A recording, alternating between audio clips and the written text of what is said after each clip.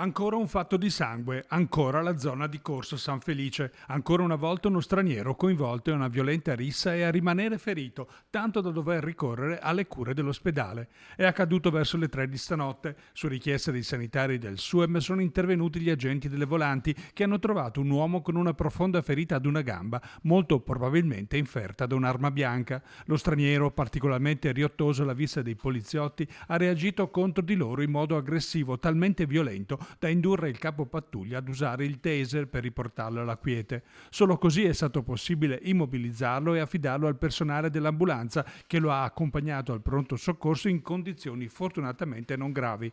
Lo straniero è stato poi identificato e denunciato per resistenza a pubblico ufficiale. Una storia purtroppo simile a tante altre che si stanno ripetendo troppo spesso e che sottolinea alcune criticità messe in evidenza da cittadini, commercianti, sindacati e forze politiche d'opposizione in Consiglio Comunale.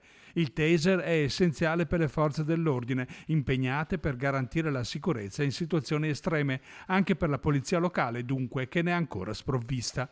I commercianti della zona hanno appena chiesto al questore più pattuglie nelle ore serali che vigilino soprattutto nei locali che attirano lo spaccio di droga. Ora anche il comune può e deve fare di più, sottolinea Fratelli d'Italia, ad esempio sospendendo la licenza ai locali inadempienti o favorendo l'utilizzo di aree abbandonate o poco sfruttate con lo scopo di sottrarle al degrado sociale e alla microcriminalità, a partire dal Parc Cattaneo, luogo dove è avvenuta la rissa e l'ultimo accoltellamento. Ennesimo fatto di sangue in zona San Felice. Proprio la scorsa settimana abbiamo evidenziato tali problematiche in questura.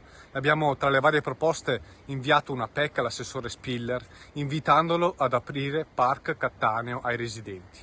Visto il recente ampliamento e visto spesso i posti auto liberi, perché oltre al controllo del territorio da parte delle forze dell'ordine, una zona frequentata dai residenti è di conseguenza una zona più sicura.